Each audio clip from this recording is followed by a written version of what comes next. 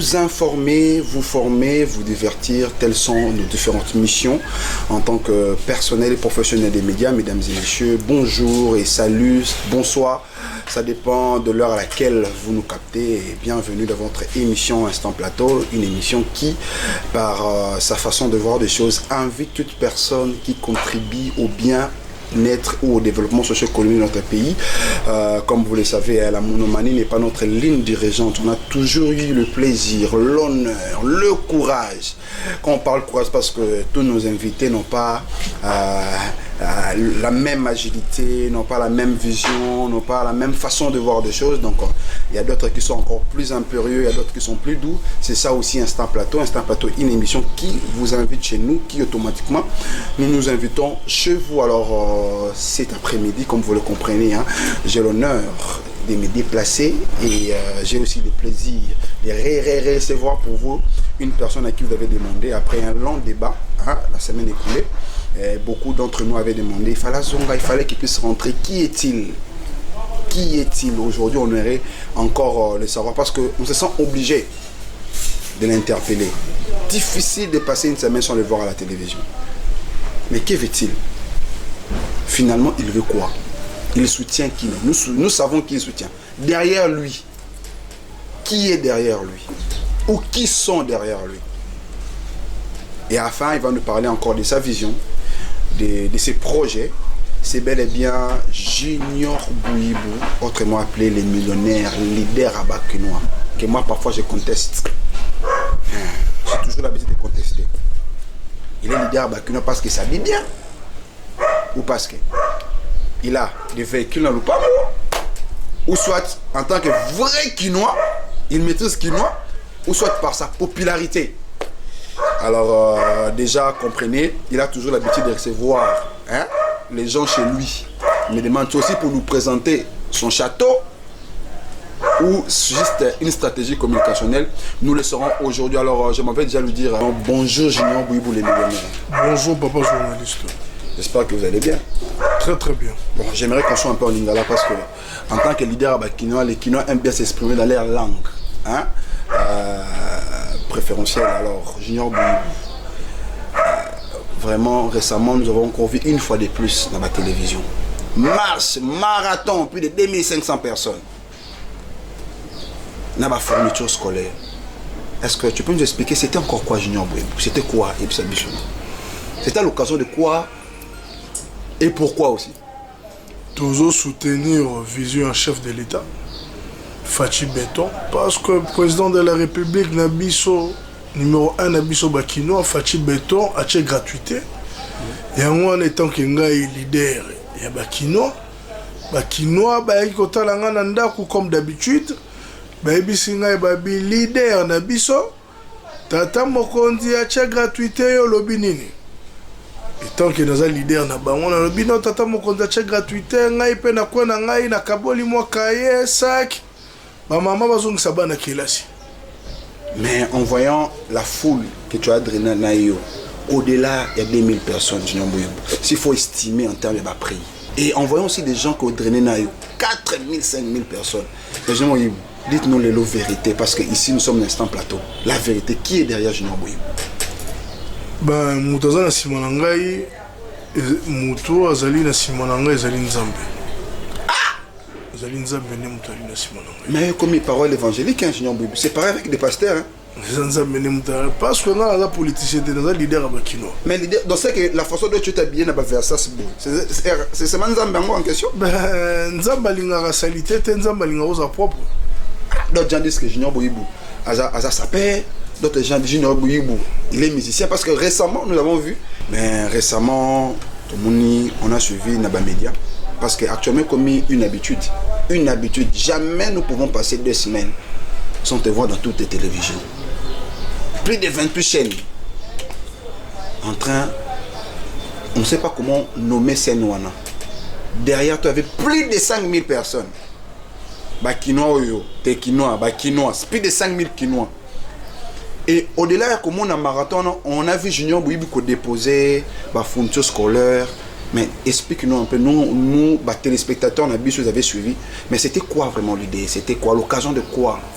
Ben, ezalaki sensibilisation, tobandaki kosensibiliser tata maman azongisa bana kelasi parce que tata mokonzi Félix Antoine Tshisekedi atie gratuité yango wana bakinois baye kotala ngai na ndako bayesi ngai leader na biso tata mokonzi atie gratuité yango wana ngai tant que leader ya bakinois nakwa na ngai nakaboli kaye bik na bazongisa bana kelasi. Mais jusqu'à quand j'ignore Bouyibou leader Bakino va-t-il résister face à ces demandes? Aujourd'hui, tu as géré 5000 personnes. S'il faut estimer quoi, moi, d'après moi, à mon humble avis, en tant que Kinois, je vois, on a 4 000, 5 000 $. Parce qu'au-delà, il y a 5 000 personnes. En dehors des gens qui étaient venus côté là, on a vu dans la vidéo entrer chez autrui, dans la individuellement, qu'on paie sa banne. Et son côté banne, tu avais croisé Nanzela. Finalement, je ne sais pas qui est derrière vous. Ben, mutazana simana ezaka nzambe. Eza tata nzambe wakili likolo na se mutali na simana ngai. Mais ce que comme nzambe c'est que ça a l'air maintenant à une parole évangélique ou à pasteur. Tata nzambe. Même bon, on peut dire même la façon dont habillé parce que les gens commencent à confondre. Junior Bouyibou, agent musicien.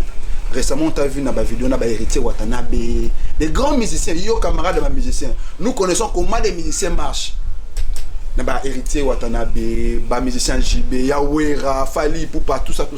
Et puis on te voit encore, on a finalement, qui est fêtu Junior Bouyibou? Ben, papa, on a un leader à Bakinois, on a un politicien, on a un leader à Bakinois. On a un leader à Bakinois, on a un politicien, papa. On a un leader. Bon, dites-nous finalement. Mais ce qui est vrai, et s'il faut reconnaître aussi, présence, il y a une existence, il faut dire. Il n'y a aucun drapeau, il y a parti politique. C'est ce qu'on remarque dans les différents dessins. On voit aucun parti politique, aucun politicien. Et tu te dis que Lelo, tu veux nous faire quoi Oza na soutien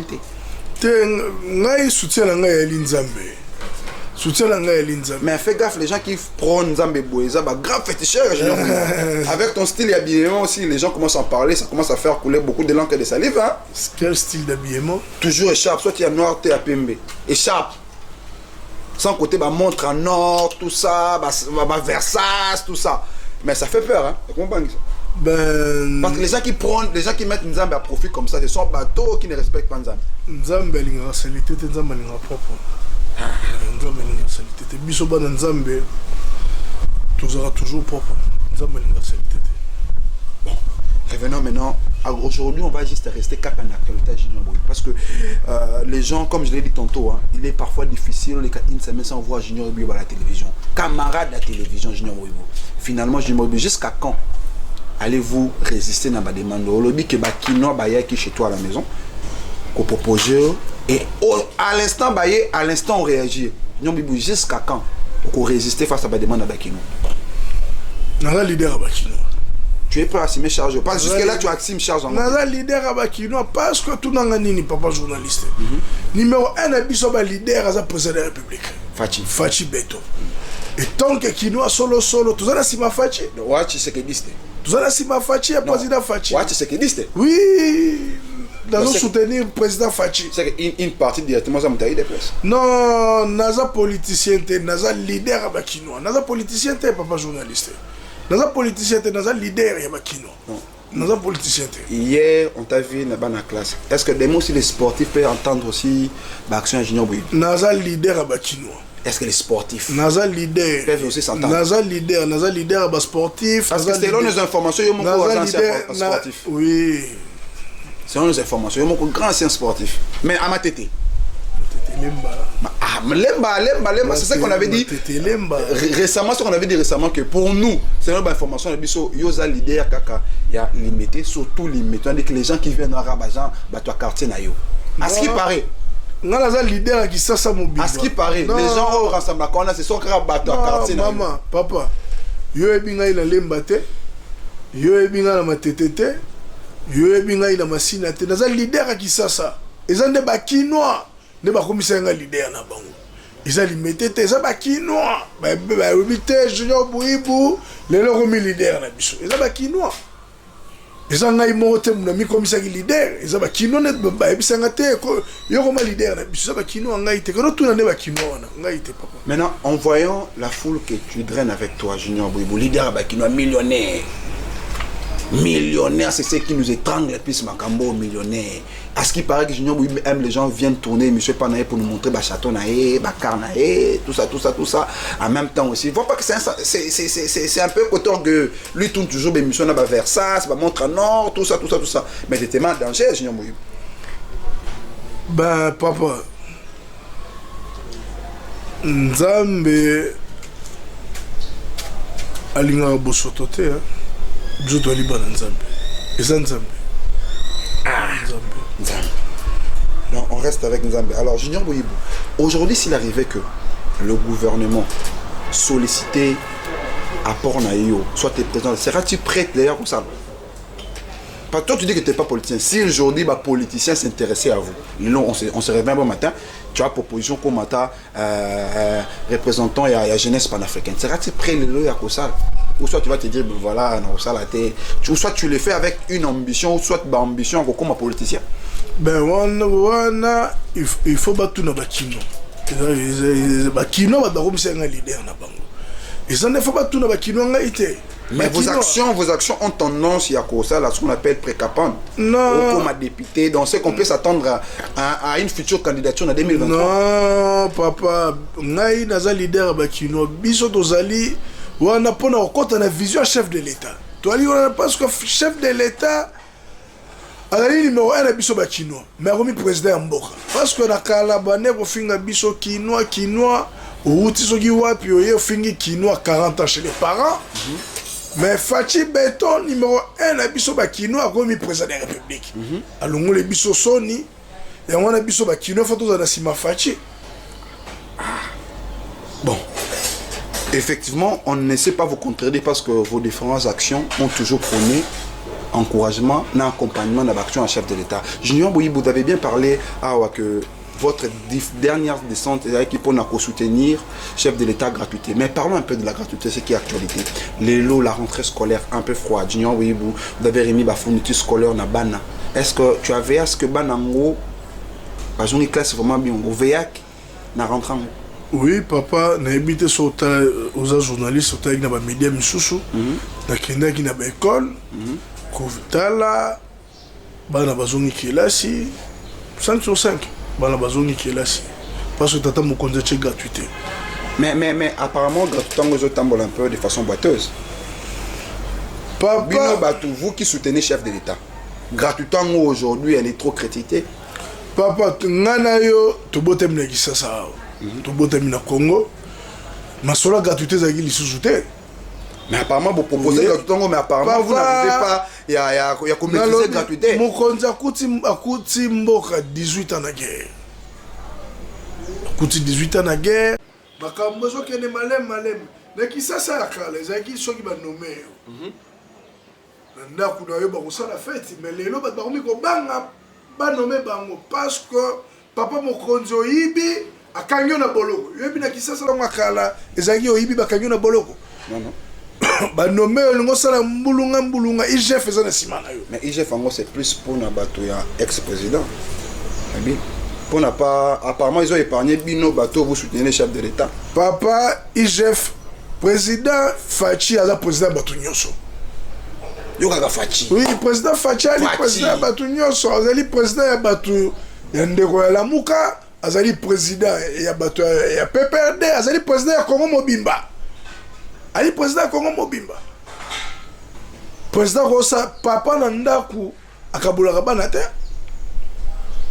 papa na ndaku kosa papa ya bato nyonso ezali lokola Fachi Beton azali papa ya bato nyonso yango wana na koloba na kinoa oyo ekomi ngonga ya kosimba Fachi pe ya kobomba ye. Mais là, on va arriver. C'est le slogan de tout le jour. Simba Fachi Maboko. On essaie aussi de le voir dans les différentes actions. Rentrons d'abord sur la gratuité. Junior Bouyebou, vous avez vu intervenir pour Nabana, aller au chevet des enfants. Mais après, Junior Bouyebou, l'état des écoles, l'État, il y a pas professeur Lelo. Est-ce que Junior Bouyebou, comme toi tu veux soutenir les chefs d'État, il n'y a pas moyen que Nabaction faut viser un peu les écoles qui sont dans des tas de labos? Ou on peut aussi espérer à ça là. Malem, d'ici là, toujours une routine à Baba dans l'école. On tire Baba dans l'école. L'école est limitée. L'école a dit ça. Limité, mais elle a dit ça. Mais fief, c'est là où tu es. Papa, on a la beauté de Lemba. Grandi, Lemba, Matete. On a la beauté de Lemba. La commune n'a pas communié sur qui ça. La commune n'a pas communié sur qui ça. Ça sauve bien la Kassavou pour mon anglais. Ok, na Kissan sur mon anglais. Mais Kissan, c'est pas si plus proche à Lemba. Ok, na Massine au mon anglais. Mais la commune n'a Kissan, la tangue n'a Kissan, c'était papa. La bandi maternelle na Kisasa, na bandi primaire na Kisasa, na sali humanité na Kisasa, na sali université na Sisia na ISR na Kisasa. Bon, Junior Ouibou, gratuité parce que nous reste qu'à l'enseignement lélo. C'est parmi les actions na yo, dernière action na yo. Junior Ouibou, maintenant quels sont les mots oyo que tu peux s'adresser concernant gratuité, les lots, soit la caméra, les côtés positifs, sois franc. À ce qui paraît, Junior Ouibou est franc. Sois franc. Gratuité, quel est le côté qui ne marche pas dans la gratuité et quel est le côté qui marche? Sois franc, la caméra. Tata Mokondi. Comment d'abord le côté négatif d'après yo? Tata Mokondi. Soutenir aussi c'est critiquer. À ce qui paraît, Junior Ouibou ne critique jamais Fachi. Il faut soutenir Fachi. Comment d'abord à critiquer et puis après, dis-nous le côté positif, il y a gratuité. Mais ngai côté gratuité dans ce monde ma bête parce que Tata Mokondi check là si a fait mais les enseignants sont payés, même paiement papa Tata Mokondi bakisi ndambu na salaire ya enseignant nyoso. Ah, c'est ça votre côté fort. Bakisi parti bakisi papa. Fachi Beton a sali combien de mandats? Premier mandat. A sali même pas 5 ans. Troisième année, papa. A aussi le sur la malamote. Alors, tu vas sali 18 ans la boca, va sali. Va sali le côté. Kaka, Fachi sali 3 ans, bon, crucifié, mon côté en boca. Dans 3 ans, c'est bon, crucifié, mon côté c'est déjà gratuité, papa. Donc pour Junior Ouibou, effectivement, existant la gratuité n'a pas de défaut. Ils ont des défauts. Papa, et là on a la zoloba. Oh, il y a comme un aussi, ma Fachi père au Bombaye. Les millionnaires. Il faut aussi ma Fachi. Papa, il y a tangi qui ça. Il y a une gratuité. Le Kinois n'y a pas congolais n'y a pas gratuité grâce à Fachi Beton. Azamoutou, il faut te tirer poids. Mais poids en haut. Te tirer poids. En 2023, il m'a souri à président. Ah, donc ça prouve que yo en 2020 on soutiendra Fachi. Tu vas pas changer le langage. Tu vas pas te fatiguer. Parce que je te dis que la charge que vous portez sur vos épaules les a facilité. Hein. On a vu des gens comme vous venir, première action, deuxième action, troisième et cinquième à disparaître. Est-ce que... Papa, Fachi, Ali numéro 1 à Bisso Bakino, mais Ali président Mboka. Papa, yo nangai, tu bottes bien qui ça, yo ebine ba notre traité quinoa. Quinoa, va finir quinoa 40 ans chez les parents. Est-ce qu'aujourd'hui les choses ont changé? 40 ans chez les parents. Il y a toujours des quinois qui disent qu'elle a un âge à 40 ans sont chez les parents. Papa, Fachi a sali 3 ans. Fachi lelo a longo libiso ba quinoa soni. Oh, quinoa ba no finga. Quinoa sala ke longo te. 40 ans chez les parents. Lelo numéro 1 ba quinoa au président Mboka. Oui, président Mboka, Fachi Beton mais numéro 1 ba quinoa. Biso ba quinoa yo se fait dans la simana ye to soutenir ye. De soutenir. Maintenant, pour les Kinois qui ne soutiennent pas Fachi Beton, qu'est-ce que tu peux leur dire? Ah, papa. Bah, Kino le rôle là. Papa Fachi, Ali président Mboka, mais Ali Kino, là-bas, Kino presque nous sommes soutenir Fachi. Mais il y a beaucoup de Kinois qui ne soutiennent pas Fachi. Non, papa Zali, les politiciens, oh, Balingo se positionner dans la Simana Biso, Kinois.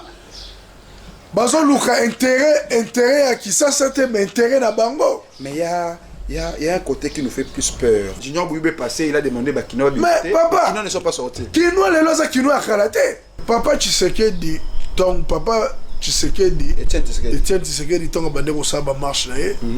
Ton bandeko mona président Fachi azagi pembe. Ouais, derrière. Toujours. Pe omona ke no combat batona li combat derrière garde pourquoi yo somona na ba marche na bango mo basi na moi si na ye na bana ne basa jamais. Ezali mutu aye habité aye se luka se positionner abiba kanisi kino ali zoba acha kino na nzela atumba ba bis abuka ba magasin ki wana za kino ya kala kino lelo comprendre que non il faut to sunga fachi azo bunda toakina ba problème ba bis yango yeye. Aujourd'hui, les kinois que tu essayes de éveiller conscience. Demain, un jour, une fois, Junior Boubou dans un quelconque poste, ils vont s'apprendre à toi, Junior Boubou. L'autre, il t'apprend à un politicien. Papa, beaucoup ont fait de même que toi. Bah, les cas d'abord écran, dire ceci, c'est là, il faut soutenir. Papa, une fois arrivé dans le poste en question, il y a eu kilométrage entre de parler l'acte. Naï n'a li politicien. Naï n'a li leader. Et s'il arrivait comme un politicien? T'es un politicien. S'il arrivait. Parce que la popularité que tu as aujourd'hui dans Kin. La popularité que tu as aujourd'hui dans Kin, ça commence à faire peur.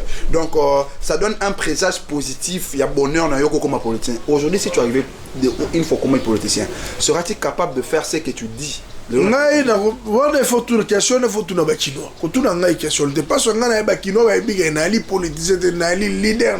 Et s'il arrivait que des kinos là se décident comme un politicien? Ah, mais on a tout le bakino, soit il bakino, tout le monde va pécher réponse après tout le monde. Ça fait peur, hein? Il y a eu beaucoup de gens qui sont passés comme toi dire que nous on va faire ceci, on va faire ceci. Parce que ta mission aujourd'hui c'est éveiller la conscience des Bakinois. Jusque là, aux réussir. Bravo. Tu as demandé que les gens ne sortent pas dans la marche, les gens vont bien la marche. Aujourd'hui, avant la rentrée, on a vu Junior Bibi, tu es parti au chevet, il y a population. Comme d'autres gens. Roso marchait dans la trace, il y a d'autres politiciens qui avant toi faisaient comme ça. Mais s'il arrivait, parce que les médias, les images restent. Hein, les images restent. S'il arrivait que Junior Bibi Bokomi, il y a marche. Naïté. Bakinois, il y a quoi sur un ndako. Bakinois, il y a quoi sur un ndako. Balobi leader na biso bakinois. Junior Boubou le millionnaire. Biso toko bimate. Biso toko sala marche te biso to ali na sima ya Fachi Beton. To tambola to la kisasa ke biso toko bimate toko sala marche te parce que eli bako ezali makambo ya kala. Hein? Eli koma moko derrière garde. Bakino baye balobi toko marche te to bima biso to na sima Fachi Beton. Oye komi monga osimba Fachi pe akobomba ye. Biso bakinois ba politicien ba kokosa biso te. Ba se positionner na sima na biso bakinois ya wana leader na biso to bima to l'accès na mokili ke to bimate to vendre na bandaku ba kokende makam na bango ya wana monike. Bima kite. Ba tambola kite kinois nyosa kendaki musala, oya teka ka kendaki koteka, oya bima yo molaki mutu na nzela. Personne. Ya wana na Longonia lisusu na papa gouverneur de la ville na biso Chantilly Ngobila na Longonia na commandant de la ville na biso comme Junior Boubou na ba différents qui sont contre la Longonia lisusu na gouverneur na commandant de la ville na biso Silvano Kasongo. Ça là qui musala na bango la police 5 sur 5 la police Chantilly Ngobila na Junior Boubou na bakinois qui aujourd'hui sont contre la Mouka. Non, papa. Parce qu'apparemment, donc, yo. Papa, contre la Mouka, la Nengenin, papa. La Mouka, azolinga bimisa batu, nenzela babuka. Babuka babis. Baïba. Mais pour l'intérêt, il y a qui ça, c'était pour l'intérêt Congo, mais pour l'intérêt là-bas. Yo na ba marche là-bas, yo somona mona mutu moko. Biso to bande ko mona na marche to moni papa Etienne to moni Félix Fachi Beton. Yo na ba marche so mona na ba omoni mona Adolphe Muzitu be moni mona ya Martin Fayulu. Bon. Merci pourvu que l'action na yo ça continue parce que je t'ai dit que ça c'est que vous avez une grande charge. C'est pas facile. Déjà 3-4 actions, vous aurez résisté. Au lobby qui est derrière toi, c'est Nzambe. C'est Dieu qui est derrière toi. Amen. Et puis après, tu te dis, Lélo, que vous soutenir le chef de l'État et que tu n'es pas politicien. Les images vont rester, les paroles s'envoient, les écrits restent, mais l'image peut être immortalisée. Junior Bouyibou, nous sommes arrivés, Junior Bouyibou, leader bakinois, ça perd parce que, à ce qui paraît, aux traumatisés comme journalistes dans le plateau, Versailles, tout ça va montrer en or. Et puis tu aimes toujours tourner l'émission chez toi dans le palais pour nous démontrer qui tu es. Bon, nous qui venons chez vous à la maison, on confirme la bourgeoisie. Junior Bouyibou, les millionnaires. Nous sommes arrivés presque vraiment arrivés à la fin. Quel est ton dernier message à ceux qui te suivent? Kinoanyo soit solo, tata, mama, elenge, oyo ekomi ngonga ya kosimba faci père obomba ye. Kinoanyo soit bomba faci na motema, parce que faci ali président mboka, mazali leader na biso ba kinoa. Kinoanyo soit bomba faci na motema, elonga na kosenga ba kinoa ya ngwana. To simba ye pe to bomba ye. Parce que comme on simba parce que banguna ya Congo pe kisasa batelemi. Banguna ya Congo pe kisasa batelemi balingo simbisa tata mokonzi touche. Kinoa ya solo abomba fachina motema elonga na kosenga ya ngwana. To bomba fachina motema. Alors, merci d'avoir répondu à nos questions et à notre invitation. J'ose croire que ce n'est pas la dernière fois de te recevoir sur ce plateau. Et nous allons vous recevoir. Autant que tu feras des actions, autant que nous allons apporter nos caméras pour t'intriguer. Les juniors Bouyibou de Quinoa, mesdames et messieurs, nous sommes arrivés bel et bien à la fin de cette émission Instant Plateau. Merci de nous avoir suivis. Continuez d'appeler. Sachez-le que vos suggestions, vos remarques contre Junior Bouyibou émission, ça arrive bel et bien chez lui. Donc ça a été un grand plaisir pour moi, très de les KMB, de vous présenter cette émission. Quant à moi, je vous dis ciao et bonne suite de programme sur les antennes de Safi Télévision.